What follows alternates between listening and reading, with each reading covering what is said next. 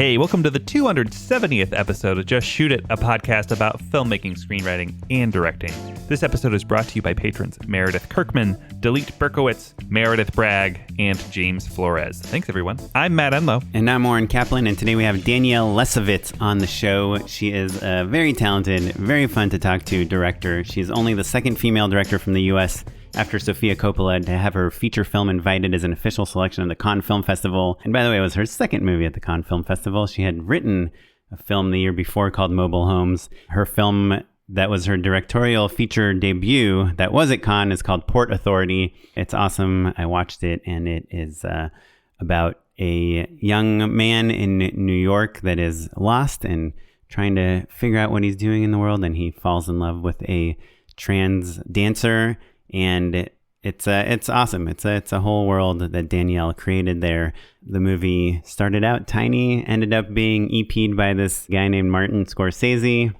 And it took me about an hour to figure out from Danielle how exactly she got him on board. But you will find that out if you listen to this episode. Yeah, it's cool. It's like this is the sort of indie that, I love to have on the show. It's got such a great perspective. Danielle really understands independent filmmaking and why audiences will watch her film, why she wants to make it. It's kind of like a soup to nuts masterclass on the intention behind filmmaking, right? Like from a careerist and commercial perspective, all the way down to the most altruistic or artistic versions as well. Can you guess my favorite part, Matt?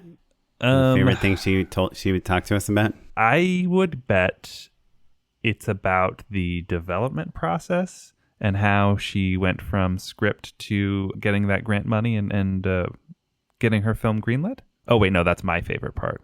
What's yours? Mine was when she talked about how she writes and that she tries to do as little plot, move the story forward as little as possible in dialogue and as much as possible in action. And I just love that. I love it so much. And I think in the interview, I'm quiet for a long time because I'm reeling from that idea. It's just, and she goes on to explain it and talk about it much more, but like, it's rare that we get such a nugget that is both actionable and kind of woo-woo. Like enlightening. Right? It's the merger of what Matt and Oren are both looking for in an interview in one concise moment. It was great. It was really, really wonderful. Yeah. I will say from a technical standpoint, the audio could have been better. I think Matt's audio is a little thin. We had some other audio issues, so you might hear a little bit of feedback, but overall I sound great, and I think most people are tuning in to hear me. So That's right. And so also I would say that this is maybe my favorite episode in a long, long time. I was ready to quit. Your favorite post-COVID episode. That's for sure. So Danielle's film Port Authority is actually out right now. It just came out, and you can watch it on VOD anywhere. It's on iTunes, Google Play, all that stuff. It's on Spectrum. So check it out if you can, because then this interview will make even more sense. But I think it's a pretty good interview, even if you have not watched the movie yet. Maybe it'll convince you to watch it. I think it will. Yeah. Well, before we chat to Danielle herself, though, I know that you would like me to know what you've been working on lately. Ain't it the truth? Yeah, I'm in the process of delivering my wife's feature, What Are You Doing New Year's? Titled To Be Determined, actually. We might be shifting it around a little bit. Do you have to call it My Wife's Feature because she directed it, even though you produced it? If you were not married to her, wouldn't you say my feature or the feature I produced? Or the feature I produced, I guess, maybe is probably... I guess it's worth clarifying because we're on a directing podcast where I talk about directing all the time. And so I did not direct this film. I produced this film along with Beatrice Shaheen. Anyway, the point is we've been doing all sorts of cleanup. We're in the process of delivering it to the distributor, et cetera, et cetera.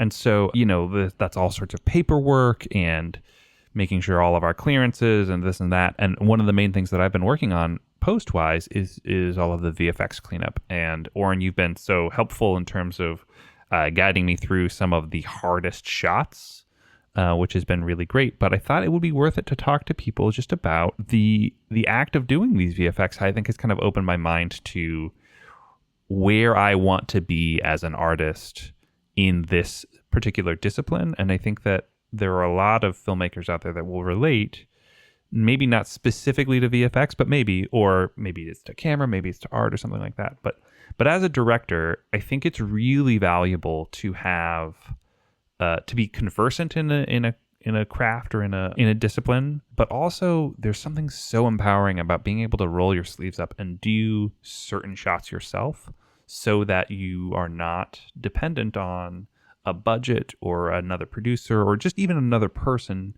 generally speaking, to do that sort of work. And oftentimes I think that filmmakers want to, if they've got a knack for camera, all of a sudden they're just a cinematographer, right? We were talking off mic about how like you're very good. You do, side gigs here and there as a VFX artist, so you're just a bona fide capital V VFX artist. But like camera is a good example of something where it's like you have no aspirations to be a DP in any capacity, but also are handy enough that if you need an insert shot and someone tells you we can't afford that or we can't do that or we don't have the time to do that or whatever, you can go do it in your backyard. Yeah, and I do really enjoy camera operating. I know we talked to various directors that have operated on their own movies, and there is some controversy to that. But yeah, I think what I said off mic is I just don't want to be in charge of the camera department. I don't want to need to know like exactly what the settings are and how we're going to store the footage and what the exposure is and all that stuff. But like I love the physicality of holding the camera and pointing it at things. Yeah, and I guess I'm talking more about philosophically speaking. It's just empowering to be able to do those jobs yourself, even if you aren't interested in doing them outside of your own projects. Right. Which actually, I had a thought on that. You're doing the visual effects on your own movie because obviously you're going to be cheaper than hiring a VFX house to do. How many shots are in your movie? Like 80 shots or something? Oh, it's north of 100. And most of them, if I got a quote back on most of these shots, even if they were $1 a shot, I'd probably be like, it's fine, don't worry about it. It's only because my time is free that I would ever endeavor to, fix the continuity on the clock behind a character or something like that. Like these are teeny tiny fixes. These are effectively like if I had time on set to clean up the art thing, to move this thing 2 inches to the right or clear that thing, I wouldn't be doing the shot in the first place. Right. Yeah, I think kind of a classic example is when the editor uses a take that you like a little bit less than another take and you ask them why, and they say, oh, because we saw this, the boom mic in the reflection. Boom shadows or whatever. Yeah, for sure. Yeah. And so as a director that knows a little bit of VFX, you say, just give me the take that's better and I'll remove the boom reflection. Mm-hmm. Exactly. And so what's interesting is that at some point you're working on some client work or a branded series or something with a little bit of a budget, and these VFX shots start creeping up, and they're mostly things that you want. You don't like the art direction on the wall. You don't like the expression on this person's face. You don't like that this person blinked so many times or that they nodded their head down at the end of the take. So you want to just like freeze frame their head while the rest of the shot keeps moving. Maybe you want to stabilize something, even though it doesn't bother anyone else, but you as one of the creatives on the project care about it. You will basically generate this VFX list. And at some point on some projects, this has happened to me many times on things I've directed, I end up getting paid to do some of these visual effects. The producers feel so guilty and they're like, oh, okay, we'll just throw you like $2,000 or something. And we know you're doing like 30 visual effects. And I'm like, okay, I would definitely do them for free because there are things I want and nobody else seems to care about. But if you want to pay me, I'll get paid. And I do suspect that even though you're talking about this thing as like a side thing you're doing a little bit for fun, a little bit for learning, a little bit for saving money on these things you're being nitpicky about, I suspect that in the future, especially if you do some commercial things or something, at some point you'll have a boom mic in your shot or a C-stand or whatever, and you will just remove it because you want to use the better take or the wider shot or whatever, and then some producer will say, hey, we had a little extra money in the budget, so we're going to give you $500 for those shots you did. So look, I'd take it for sure. It's worth having, even from a financial point of view. I believe it will come in handy at some point. Well, and I think that there's a definition of directing that's just caring about the things no one else cares about, right? Because I think that cumulatively, like, who cares about like what color their sweater is, or who cares if the lighting looks good, or who cares if that performance was a little bit off. That list of things of people who are just like, have a get it done mentality and aren't worried about the artistry, for whatever reason. Maybe they're jaded or they're behind schedule or whatever. Like, it's our job to push back on that stuff and to get it right. And though no one is going to watch any of the shots that I have done in this movie and think, oh, the movie would be consequentially worse with that hole in the wall or that tiny distracting art problem, right? No one would ever say like, oh boy, the ugly Greek on that refrigerator was distracting to me, or the made the movie worse. But they might subconsciously be distracted by it, notice it in the moment, and not pay attention to the joke or the emotional beat. And those tiny little distractions add up to something that, even though an audience member doesn't have the vocabulary to explicitly say why they didn't like the movie as much as they could have, they just are left with that feeling of moderate disappointment or just mild misunderstanding of why this movie didn't meet its potential. Right. But some people do notice it. Like, I notice those stuff. Sure. Those things for sure. And when you make a movie, when you make a short, when you make a commercial, when you make Instagram content or whatever, of course you're making it for the world. You want as many people to see it and like it and enjoy it and be moved by it. But you are also making it for other filmmakers, for producers, for clients, for agencies, for, like the Danielle's movie that she's talking about on this episode is EP'd by Martin Scorsese. I'm sure Martin Scorsese sees a scene, and if there's an uneven performance or weird lighting or like continuity issues or weird art direction, he's like, that's not great. Yeah. Our peers, essentially, is what you're saying. Not that we're like, oh, we're peers with Martin Scorsese, but like people who do have the trained eye to see and diagnose what could be better about your movie. Yeah. And sometimes I might be in a situation where someone's like, hey, Oren, can you recommend a director? We need a female redhead director that understands period pieces and kind of relationship drama. And that is really good with art direction. And then I'm like, oh, well, I know Chrissy, Matt's wife. She could probably do all those things, but I want to show you some scenes from her movie, but the art direction is kind of weird because there's this weird thing on the wall and I don't want that to throw you. So all those little details that only we care about ultimately, and you see this really a lot in the commercial world, like the top end commercial world, like people care about every color, about the framing, about all that stuff. Oren, you did VFX on Oscar-winning movies this last year where, the layperson, a regular person, or even a person with my skill set, let's say, would look at the shot and not know what's wrong with it. Do you know what I mean? You mean before the VFX? Mm-hmm. Yeah, that the cleanup is so meticulous that it can be invisible even to people who are well-trained. No, but I mean, a lot of what I did was remove reflections of crew and gear, right? And actually in Silver Linings Playbook, that movie? Sure, of course. There is a shot where you see the Steadicam operator in the mirror. And it's really? Like, yeah, in the ballet studio or in the dance studio. And it's like, people post about it on Twitter. And it's not a bad thing. It's like still this amazing movie, You must have seen the memes about, there's just a dude in the back of shot in Mandalorian. No, but I mean, we all know. Have you not seen that photo? I don't think I've seen that. Dude, we all know it's the funniest. It's funnier than the Starbucks cup in Game of Thrones. Right. Because it's just a guy, and also it's so big. It's the same mentality of like, how did no one see this? Right. Yeah. So I don't know. Oh, I was just saying the details. Like when you are with your friends and you are, just kind of starting out and you're not in like a real filmmaking community yet, and you're just showing your parents things, and your friends think you're insane because you are worried about a weird shadow somewhere. You're not insane, is all I'm saying. Like, even though your friends don't care about those details, like at some point as you're climbing the ladder and showing people what you care about as a director and a filmmaker, people will, those tiny details do start adding up. So back to your original point, I do think as a director, it's great, obviously, to know editing. Like the number one thing I think you should know if you have to add one thing to your oeuvre. And then I do think on like piggybacking on editing is some rudimentary visual effects just to replace the screen. Even if you're temping things in to show people and test out and edit, I think it's like so important. And I remember Mitch and Phil, our friends who are directors, they did this horror film forever ago.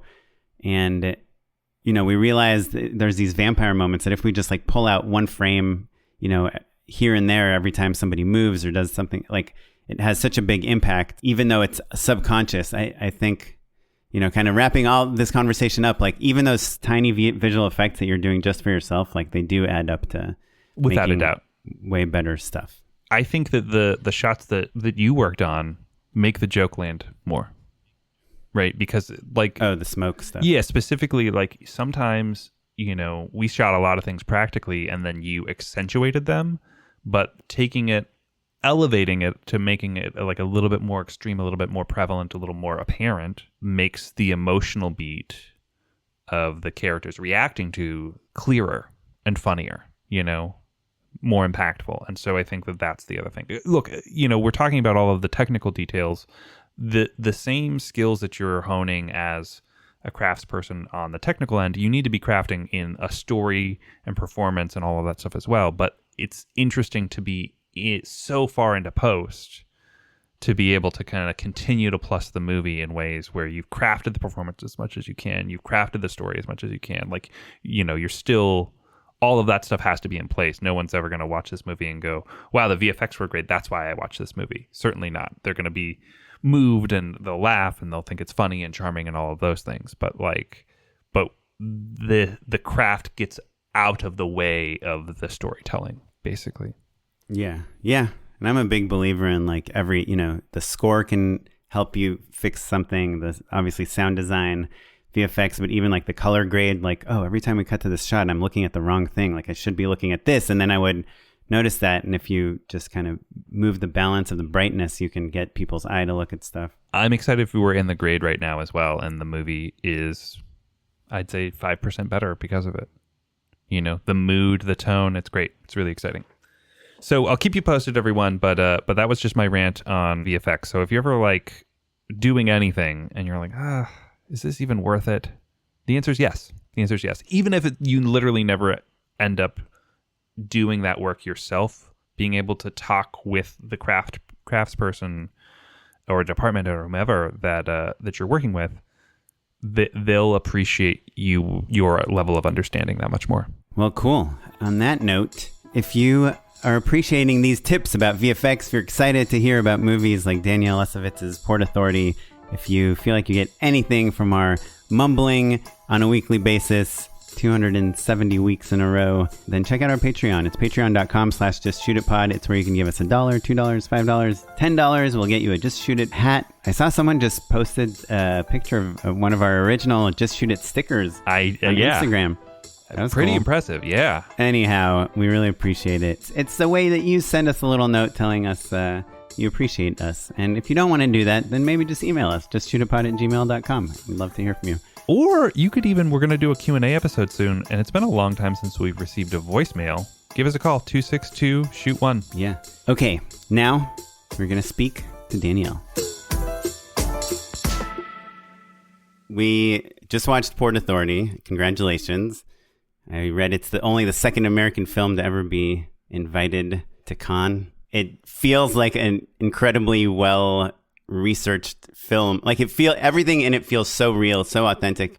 After I watched it, I had to look up all the actors to see if they were actors or just real people you happen to like film on the street. So can you tell us a little bit about how you found the movie and how you prepared for making it? Because your audience is made up of filmmakers as well, and people who are like kind of trying to get those first features out. Just in full disclosure, I think I was always attracted to films that felt achievable to me.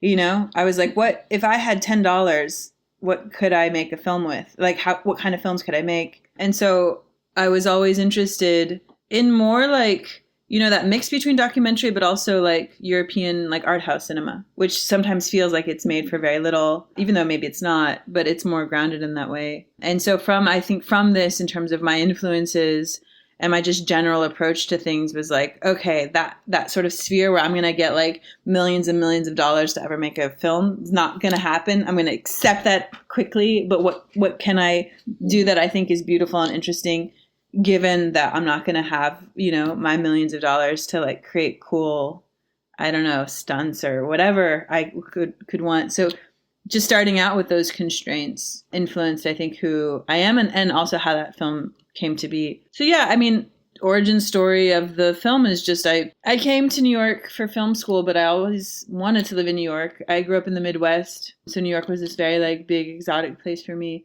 And so sort of right after film school, I was dealing with a lot of like personal tragedy, let's say, and was invited to a ball and had just one of these like big, cathartic experiences. It's hard to put into language without sounding cheesy about it. And sort of immediately had the idea for the film. Wait, and so by a ball, do you mean, is it kind of like one of these dance show events like what is portrayed in the film? Yeah, just like a gathering of people who are, competing for prizes and in houses. And it was in Manhattan, actually. And a friend of mine invited me. And yeah, and I went and I saw, there was like one particular moment when someone was doing a kind of a duck walk.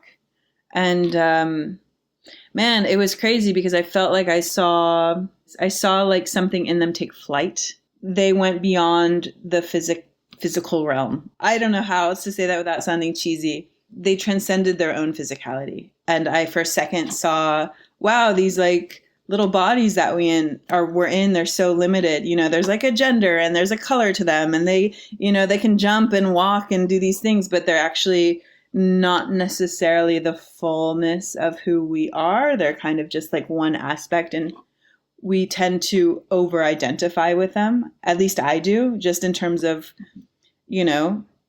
gender and race, but also like time, like we're born in this time, but we could have been born in another time, so like all of those sources of identity felt somehow way more fluid to me.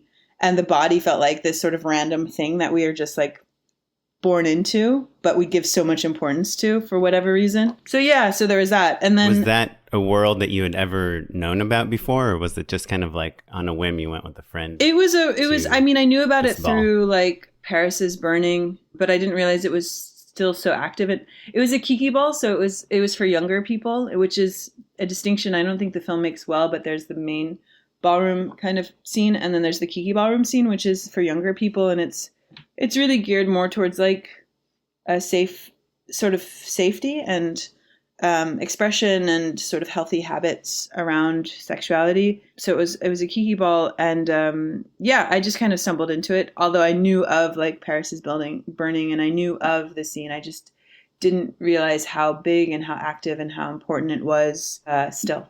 And so you started writing the screenplay, you said, about a year later. I guess I'm curious because, and Matt and I talked a little bit about this before you came on.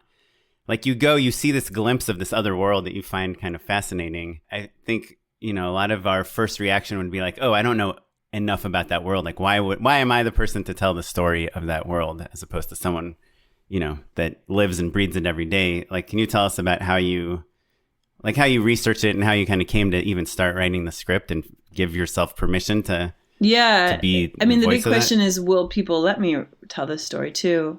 And I think we do have, and for very valid reasons, ideas of like representation and who can say what and who can talk about what that are important to honor. But let's see. So one of the helpful things was that I was not in the US when I decided to write it. I was outside of it in Italy. And so I gave myself permission to sort of kind of step outside of my Americanness, if that makes any sense. And to be like, oh, well, I do have this perspective that is different. I think I should write about it. And I spent like just sort of 2 weeks. And I think that was the important thing, is like just 2 weeks to write the first draft. So if you don't give yourself much time, then you also don't have much time to be critical of yourself. And was that a self-imposed deadline? Yeah. Or was there any external driving force for those 2 weeks? Or it was just like, oh, you just set a personal goal? Yeah, I think there was a random grant that I could apply for that I knew I was never going to get, but I just used that as a deadline anyways. And I don't think I submitted, actually, because the first draft it was terrible. It was the worst. It was gross in terms of how bad it was, but I'm fond of the vomit draft. Yeah, exactly. That's exactly what it was. Yeah. And I didn't really sleep that much. I just kind of went into that world, and when you do that, you tend to access parts of yourself that you don't actually consciously get to all the time. because you're just forcing yourself to go and invent in places that like you just don't normally do. So I gave myself permission to one, write the draft, and to do a really bad draft. And were you just filling in the parts that you didn't know or hadn't researched yet, just kind of imagining what you think maybe where a person like this lives or how they talk or what the rehearsal looks like? Right. Yeah. And it was just really bad. And the character of Paul was just like a set of eyes, like looking at things. Like he wasn't even a character at that point, but I felt like it would all be filled in eventually. Right. And Paul is, just for people that are listening, just to give people a little context. So Paul he's a new, very young man that's had the troubled past, that has just landed in Manhattan to try to find his sister, who wants very little to do with him, and he meets a few other people that kind of through the shelter he's staying at, right? And he's Caucasian, and has a certain kind of innocence and naivety to him, and he's kind of discovering this new world of just very colorful people, in many different ways. Yeah, and then I think it's important, at least now, and maybe it'll change, but like I did want to recognize that as an American, we encounter so many different, especially in a New Yorker, we encounter so many different cultures, and they're such a deep part of our lives that it's weird to say you cannot use that in your work, because you're like, but that's what it is to be American. That's what it is to like live in the world these days. So how can I reduce myself down to this tiny sliver of what's sort of politically, maybe you deem as politically correct to write about or to talk about? It's like, no, damn it, I'm an American. I want to write about my place and my culture and all that, while recognizing that I am, not someone who grew up in the ballroom community. I'm not, as, Y's experience is not my experience. I'm also not like a white cis guy. So you could say like, why are you writing this story?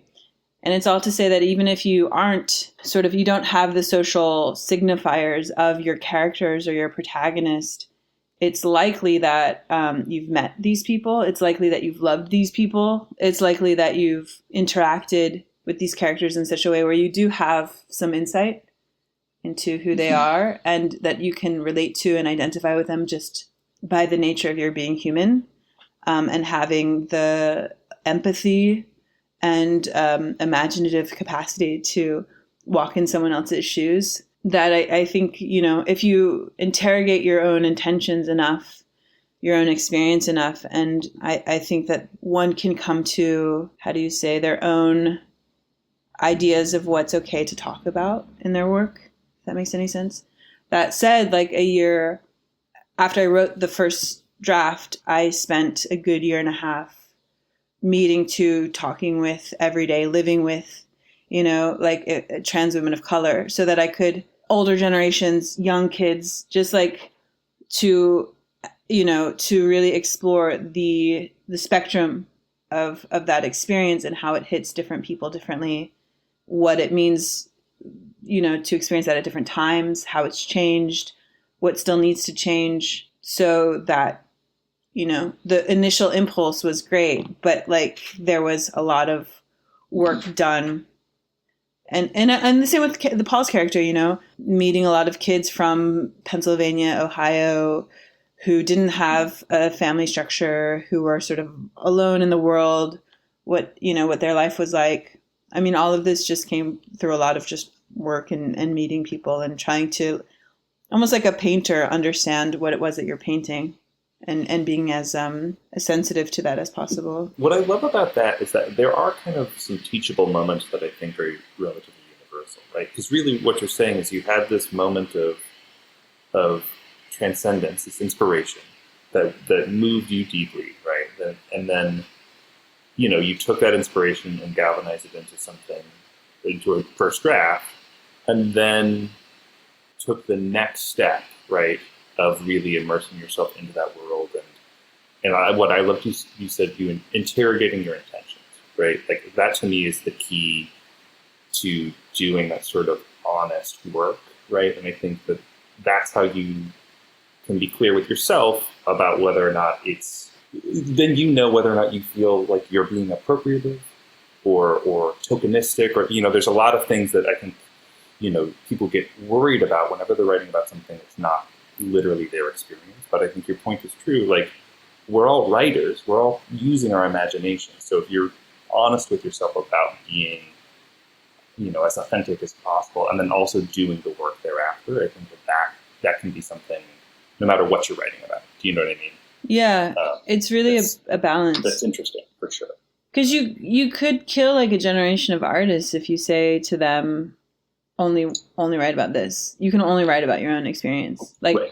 you're killing what is probably genius, So on the same hand, at the same time, like, being respectful and being honest about your own blind spots, I think, is also important. And saying, hey, and I think it's true of the film, is like, there are blind spots in it. They're going to be blind, but in anything, because we're not like omniscient viewers of things. We have biases and we have subjectivity. So I think allowing for that to be and saying, let's talk about it, this is great, is also an important part of kind of how we grow culturally and as filmmakers. Yeah, and you have this device in your movie, which is, I think, a pretty common, like a smart way to approach things, is you have this person that is seeing the world in the first time in the same way that you maybe saw it the first time, and learning about it. I always think of like Mad Men, like when Peggy, in the very first day, it's her first day at work. Like in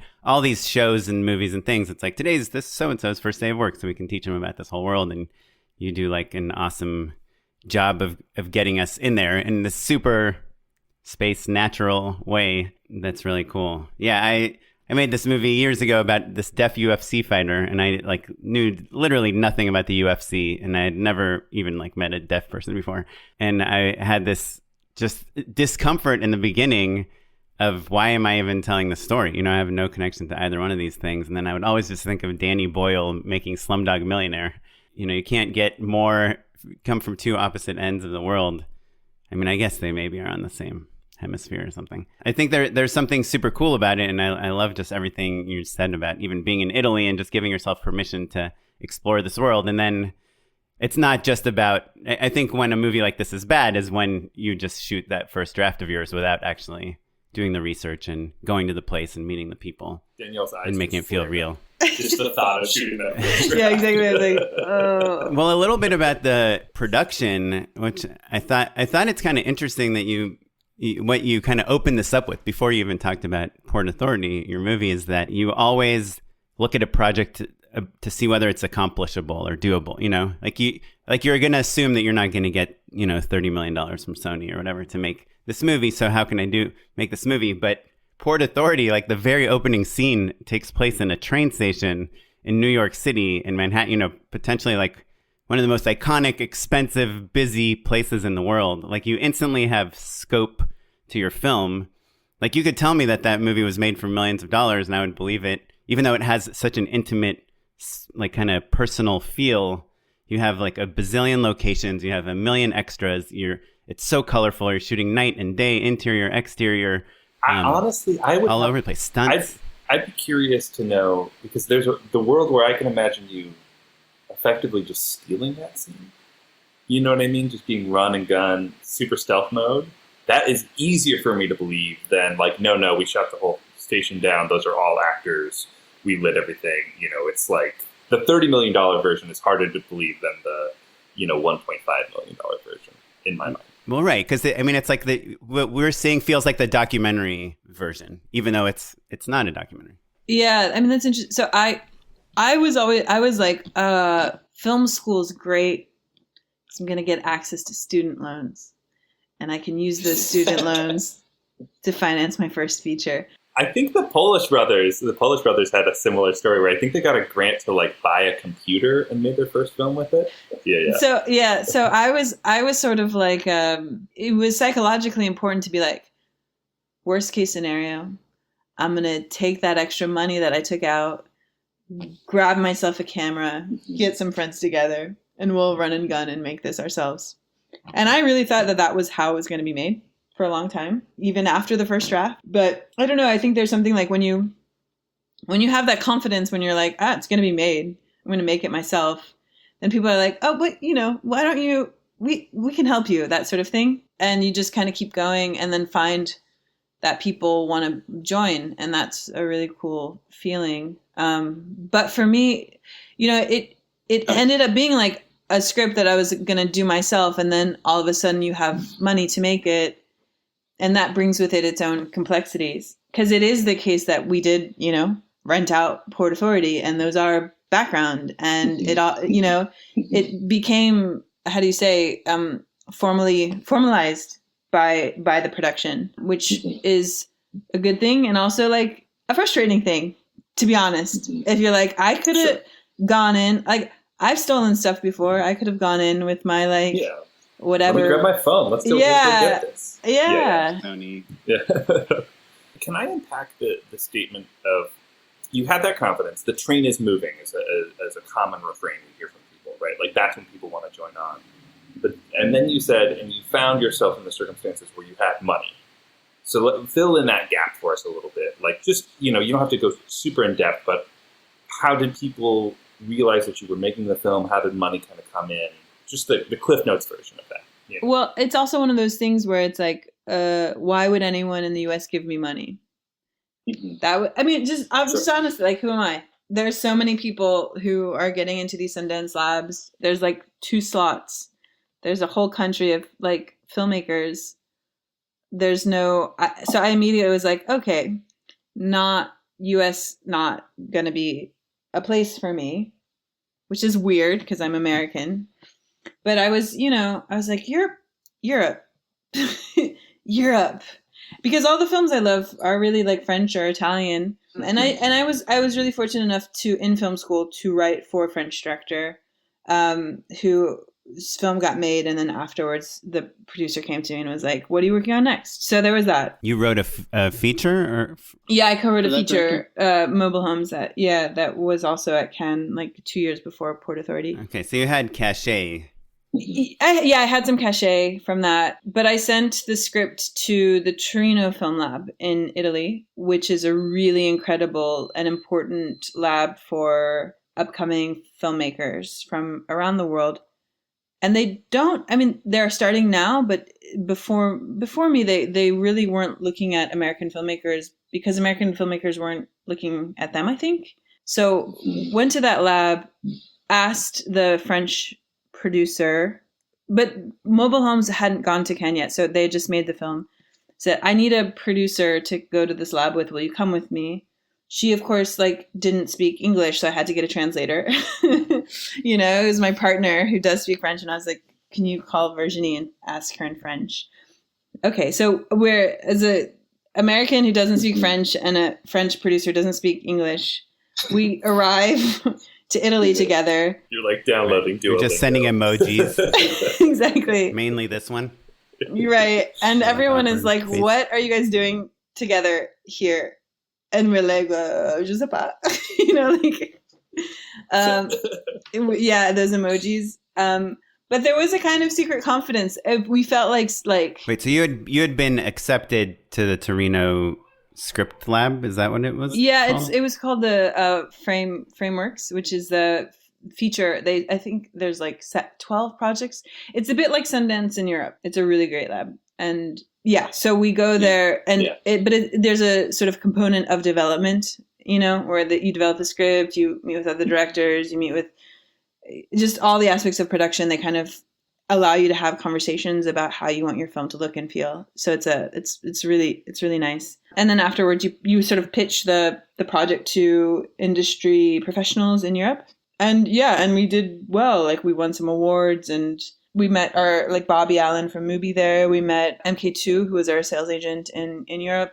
And then after that, Virginie, our producer, Virginie Lacombe, submitted the film to the CNC Cinéma du Monde grant in France, and we won that award. Super dumb question, but do you have to translate your script to French to submit it to all these places? Yes, I believe so. So just Google Translate. Exactly. No, there's some good AI translators these days. Maybe I'm wrong with Yeah, that. It might for Cinema du Monde, it might not be. I do know that the script was translated into French a fair amount of times. And you have a French producer, so they can give it a once over. She's like, I don't get it. Exactly. I love the idea of Voila. your producer just like rewriting things that you two disagreed Exactly. on. Just like, haha, no, I have the last word now. Yeah. But yeah, so that makes sense though, right? So like, you build that momentum by having that can-do attitude, but then the combination of cachet from your previous film that you wrote, plus these the lab facilitates grants, and then that momentum, that makes sense as to how you woke up one day and you're like, oh my goodness, now we do have money. What do I do now? Right? Yeah, and a ton of work is Yeah. Not to breeze over it, but like that's the missing factor, I think. That it's a lot of work, but it's really exciting. You feel like you're on some crazy adventure. It's really fun. But I guess at this point, are you still kind of skating by on like college student loans? Like, are you working on the side? Do you have like, are you writing or making your shorts? Like, how are you making money? Or I guess you're getting grants also. Yeah, well, from some of these things, right? No, I haven't gotten grants recent. I did get a New York State grant for Port Authority. So the process of I was able to kind of support myself from the monies that I got making the film, but not well. It's like 4 years of nonstop work, and I think what you end up at the end of it is really like it's kind of sad if you think about it. No. Yeah. You're like, I could have been flipping burgers and technically made more money. Exactly, a little bit. Yeah, it's pretty true. So I did some commercial work, and now I do still like I shot a campaign for Ferragamo shoes recently, like a few weeks ago in Italy. Italy, man. Italy provides. No. So yeah, little jobs here and there. I was doing at the time I was making shorts for like architecture firms in New York. Mm-hmm. Weirdly enough, but I found that the kind of freelance writing, that the balance of the two was too crazy, and so I transitioned into teaching because I can sort of be on a journey of like discovering my own process and other works along with people. So it feels like it's a natural part of my process somehow, and I can talk about things with people. And I even let like students read scripts of my work and workshop scenes with them just to like prep myself. So you're like, okay, yeah, I read your stuff. It sucks. Let's read my script. Okay, you're playing Y. You're playing Paul. Let's do this. Let's get this on its feet. Yeah, shooting it tomorrow. It is, I think, really valuable. It's valuable for people to hear that like having multiple incomes and like different revenue streams is part of that indie filmmaker life, and they can be nourishing. It can be part of your process, and it tends to be something that we don't talk about a ton, Yeah, and just kind of the endless, like you can have a film at Cannes and then you still are teaching, because it's not a one thing fixes everything, right? It's like about the journey of your career. Yeah, and maybe that's something too that I almost made a pact with myself that I would never do filmmaking for money, right? So I'm willing to do lots of other things for money. Yeah. I'm willing to write for other directors, and I'm happy to. I'm willing to make short form work for, brands. I'm willing to like teach. I'm willing to do lots of crazy stuff in which like I give parts of my soul, but not all of it, if that makes any sense. But I'm happy to have that clear with myself, because again, when it comes to interrogating intentions, if you say to yourself, I'm doing this thing because I love it, and I don't actually see myself making money doing this thing, I'm just doing it because it's my own personal way of expressing my experience in life, then there's a kind of purity about what you're doing, and also a realism in the sense of like, cinema isn't a way to make money for most of us.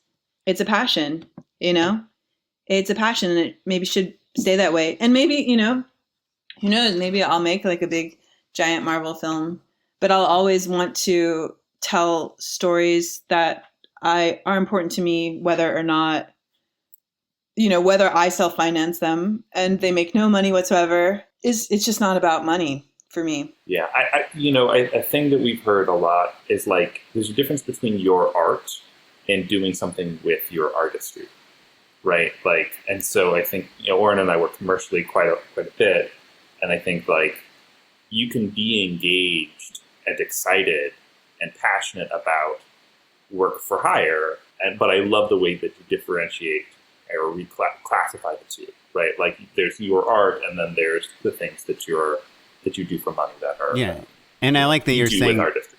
The things you do for money are not soulless; they're just less a piece of your soul. Yeah, a piece of your soul. You're like putting yourself in a position to support others, right? And you don't, what it is that they choose to do with your talents is up to them somehow, and you're hoping not to be too exploited in that exchange. But it is, right. I think it's a beautiful life for sure. For sure. It's a beautiful life. I think to have those moments to be able to do your work and to have those moments where you're supporting other people in their work.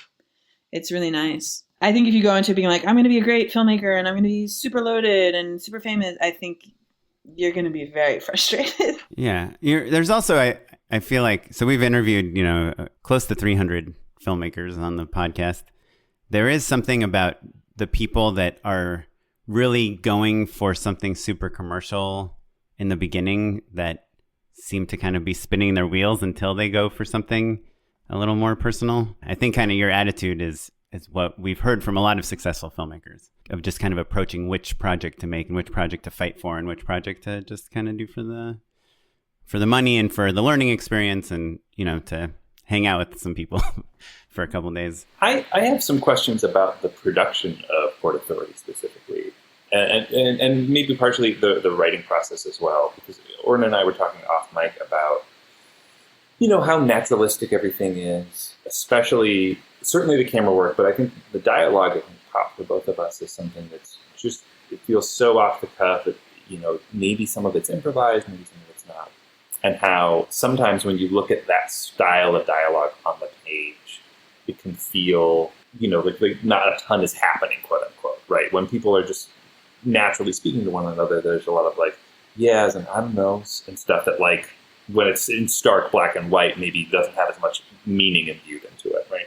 Can you talk to us about the process of writing naturalistic dialogue, what was improvised, what was on the page, and kind of how it evolved? Yeah, sure.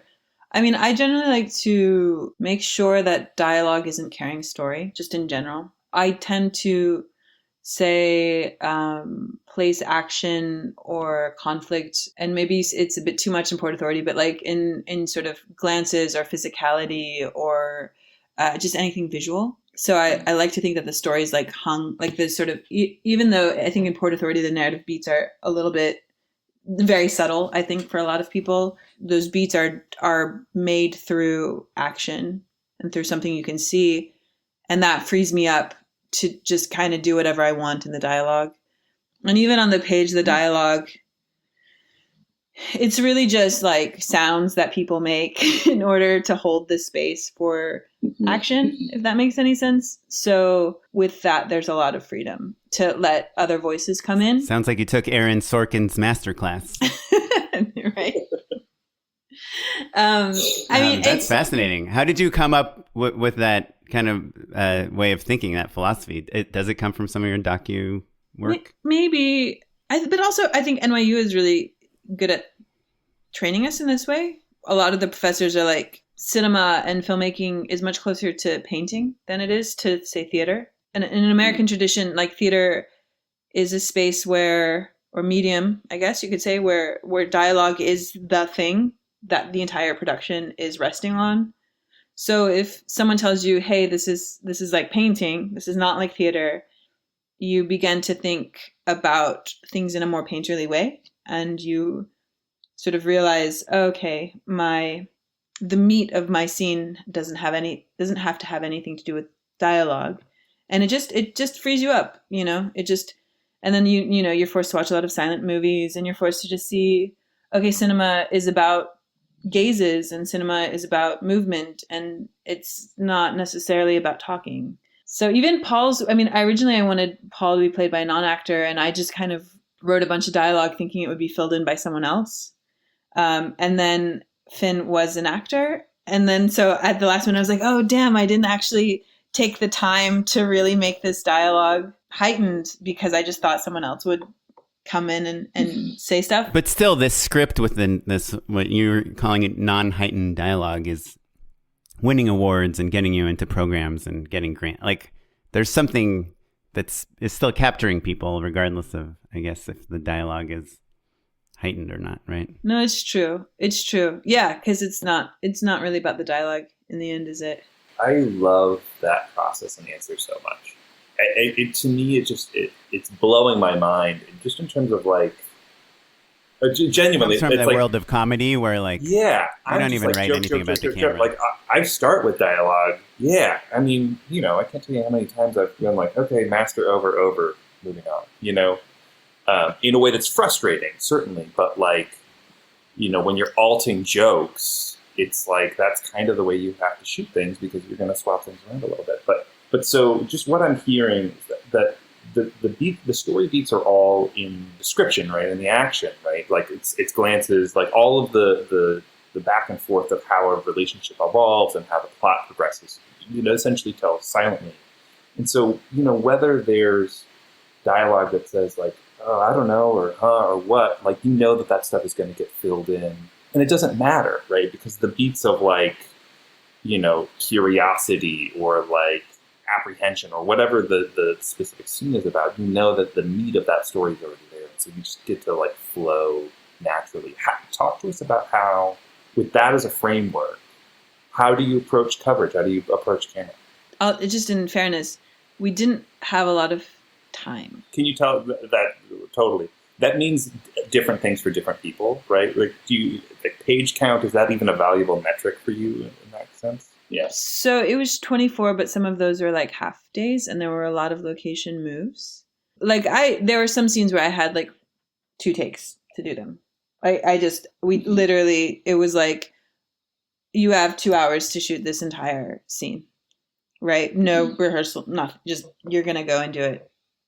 So a lot of that, I mean, shot listing was, my DP Jomo has this sort of script analysis method where you go through the dramatic beats, you go through the shifts of the character, you go through, for every scene, like whose perspective is important and where does it change and why, and what are the interior ones and what are the exterior. So you kind of do a very granular script analysis. And then from that, this is his process. And then we sort of talk about where we want to be when, and then we let everything else go somehow. Like where we want to be with the camera at what point. Like we want to capture this moment. We want to see her. We want to catch this his hand on this eye line.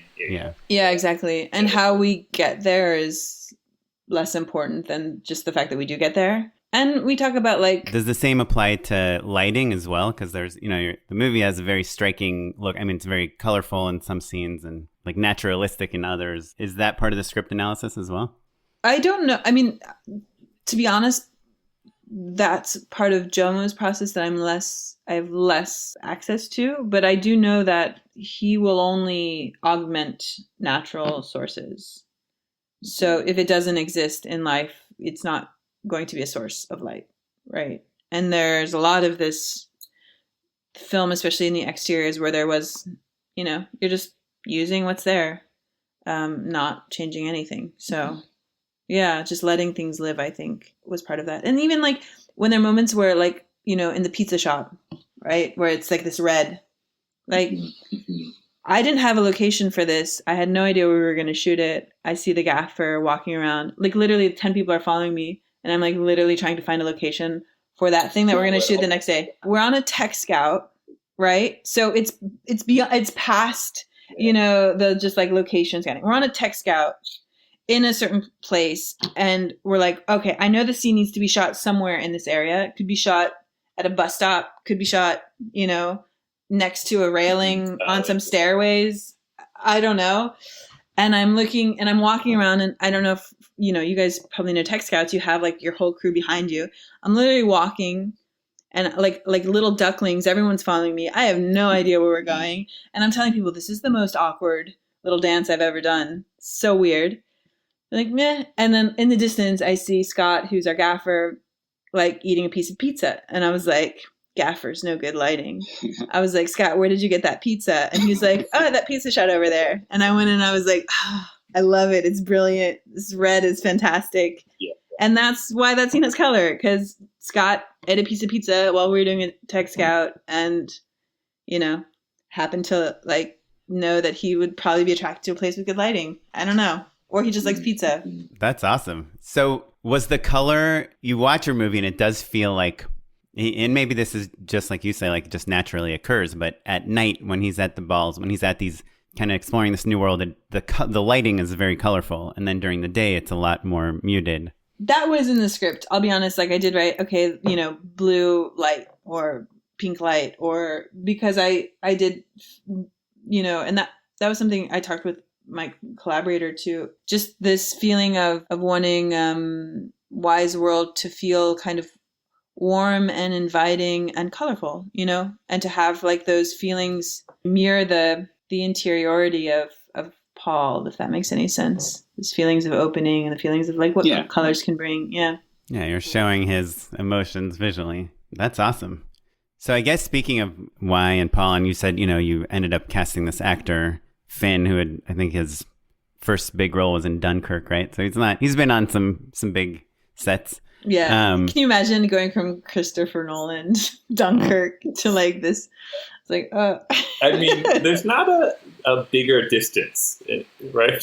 Like, I guess if you were making a web series, but like, you know, yeah. I'm gonna name drop, but not for any good reason. But I was talking to Jesse Eisenberg once on the set, and he had just shot The Social Network, and I was asking him about just his process as an actor, like how it feels when there's like 1,000 extras around him, and on, you know, everyone's standing still, and someone like hits a button, and everyone starts moving. And he said that he had made this movie in New York where he played this Orthodox Jewish guy that was like committing crimes or something that was real kind of run and gun. Like, you know, there was the cast, there was like a 10-person crew, and they were just kind of running and shooting. And he'd shot them back to back or something, that with The Social Network, and how much he preferred the experience of the first one, that there is something, you know, A, you're shooting probably way more than being in your trailer, and B, there's just, you know, there's just kind of a connection. Sure, yeah.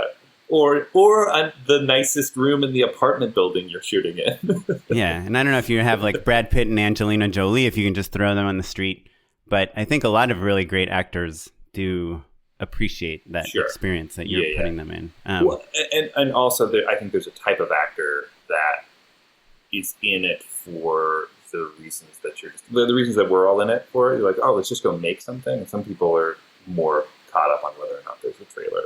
I'm curious, actually. I know that your leads are trained actors, but then you do like to work in the world of like real people as well and kind of integrate them into your cast.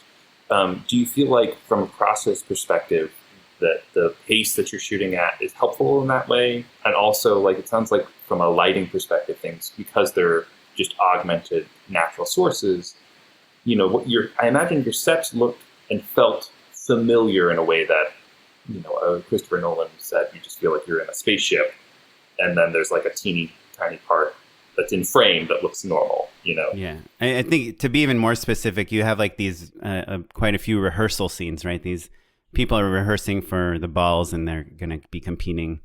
And those scenes just felt like you just brought a camera into a real rehearsal. You know, the people are kind of talking over each other. There's an inspirational character that's kind of the house leader that is talking to everyone. It all felt very real. Like, are those actors? Are those real people? Are they half and half? How do you stage that? Well, in full disclosure, I mean, this is the first project I actually worked with actors on. Like, so all of my shorts are non-actors. It's primarily because I think to be an actor in cinema requires you to be really, really, really good. And I just didn't have access to really, really good people. Or at least this is what I told myself. So, and for me, I'm more comfortable working in this way because I can draw from, how do you say, I'm quite sensitive to other people's energy. So I can draw from that when I'm directing, if that makes any sense. I intuitively kind of know how to situate myself. Whereas with acting, it's much more cerebral, and it's more of a sort of active thought process. And I can't feel anything when someone's thinking, but I can feel things when they're feeling. So I guess it's something I'm more familiar with. But how you cast non-actors is really important in that, like, I make sure that I feel a personal connection. So it is like I'm working with friends. I make sure that they have connections with each other. So everyone in the cast knew each other. Like, we're probably best friends with each other, prior to the filming. And then I'm asking them to do things that are familiar to them. And it's true that the world is familiar. So it's sort of like, here's this moment where you can be yourself. Go, and then things just kind of magically happen because it's sort of real to everyone who's doing it. Do you work with a casting director to find those people, or is it more through your research? Yeah. I mean, the casting directors like Kate and Damien I think they have producer credits because they were so active and involved, and they like went to every ball, like Kiki Ball imaginable for a year as well. And like, it was just a very, very long process. And also the auditions functioned as a kind of workshop too, where it's like, let's try the scene out. And then, you change it based on them, based on who they are, and it's sort of, the casting process is a way to put the script on its feet and see how it feels and to adjust along the way. Well, so my last question about Port Authority, because I know I have to wrap up pretty soon, is just because I made too many bad jokes about it. But so how did you get Martin Scorsese on as a producer? Is that something that happened after production, during production? Was it just by name? What's the relationship there? I want to mess with you and just make something up. Be like, yeah, we'll believe what's it. the craziest? So I was at a zoo and I was looking at a polar bear. Yeah. So after, I don't even know, to be honest. I know the producer sent the script to a bunch of financiers, and RT Features was one of them. But I also know that I put this really kind of moving Facebook post. After winning the CNC, I was just like, it's crazy that someone like me, who grew up like with a single mom in like Section 8 housing in Kansas, like won this crazy award. Like, how is this possible? This is insane. To make a film. Like, could never even imagine that I would ever be able to make a film, let alone like have this thing. And I think someone on Facebook saw this and had a relationship to RT Features as well. So you have these two methods, right? Producer sending a script and a friend seeing this, knowing someone at RT Features. And they read the script, and Sophie Moss, who's no longer with them, but really liked it and had helped to put together a film fund with Martin Scorsese to kind of support the work of emerging directors. So Jonas Carpignano, who did like Mediterranean, and Aciambra was the first film to be made in this Scorsese film fund. And then they were kind of looking to find these filmmakers to continue this work with him. And I guess through these two things in timing and the project, they became aware of things, and then they sent it to him and to Emma, his producer. And man, I speak like on first name basis with people, precisely because I don't want to mispronounce last names. But yeah, that's a problem. That's why I don't work in Europe. Yeah, exactly. And it's not because I have this like friendship, or it's really just to not mispronounce last names. And they said yes, and then that was that. Were they involved in, did they give notes on the movie, anything like that? Yeah, notes on the script, notes on the edit. Yeah, they were pretty active in all of that. You can imagine the pressure. I tried. I mean, can you imagine? It's like your first feature, and you have Martin. Yeah, I have the like super low rent version of that with my movie. When we were shooting already, and we were trying to get a little bit more financing for post, and someone's like, "I know Peter Farrelly. Like, I know this financier. He's buddies with Peter Farrelly. Like, if he wants to show some clips from the movie to Peter Farrelly, if he likes them, he'll put some money in." And so while we're like the night after we shoot, I'm just like cutting together a scene that we shot that day and putting some like random music to it. I haven't heard that story. That's funny. And also, what a weird... I mean, Peter Farrelly at that point hadn't made, his more quote-unquote serious work, right? No, but something about Mary. I mean, he is like Sure. an iconic filmmaker. No, yes, in a certain fancy, world. but I guess what I'm saying is, like, your movie Well, what is this series? Different than Green Book. Green Book? Yeah. But I said quote-unquote. Right. But what I'm saying is, like, he's known for, There's Something About Mary or Dumb and Dumber, and your movie is not similar to those, I guess is all I'm saying. But my movie, which is a weird connection to him, was about featured a lot of people that are deaf, that are kind of specially abled, differently abled. And he had made this movie with Johnny Knoxville about like the Special Olympics or something. Like he cast a lot of differently abled people, and he really loved the fact that we had like a big deaf cast and all that stuff. So there was a weird kind of connection there. But yes, Scorsese I think is like maybe 2 orders of magnitude harder to please, or maybe not. Who knows? But that's awesome. So I know it came out in 2019 at Cannes, right? Obviously, we had COVID between then and now, and you're in Alaska for some reason working on The Revenant 2, or who knows what. But what's like? What are you doing now? What's next? What's the Danielle Lessovitz the next joint? Yeah, no, I'm in a sort of place where I'm like open and excited. I have a lot of ideas. I think thematically, I'm really interested in divergent ideas of family and connection. And I think we'll always probably be interested in how the body shapes social perception. And there's just a lot to talk about with that. So those themes I think are still like present and very interesting to me. Are you finding that people are sending you projects for you to direct that other people have written that are kind of in this vein? Or are you really more focused on kind of writer director stuff? No, I'm getting scripts. I'm adapting a book called In the Darkroom at the moment for Portobello Films in the UK. And no, I'm receiving interesting books and stories. I think I'll always want to write and direct my own material, but I'm also interested in adapting things and seeing where that leads if I feel compelled by the material. It's hard to know kind of what your trajectory. I don't know. You've talked to a lot of directors. I don't know how aware people are of what they want to do or what they want to make or who they are as an artist.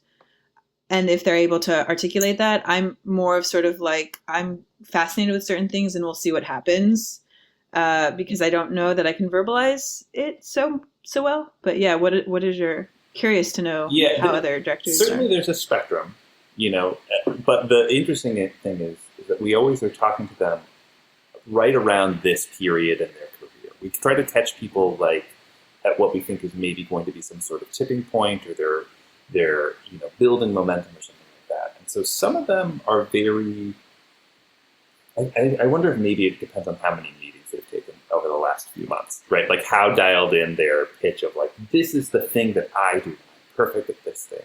But it's rare that we do follow-up with them, where we find out like, oh, this pitch lined up with the timing and the projects out there and this and that, and now they're, superstars or whatever. Or if that's just kind of like that they kind of have to realign whatever it is they're looking at.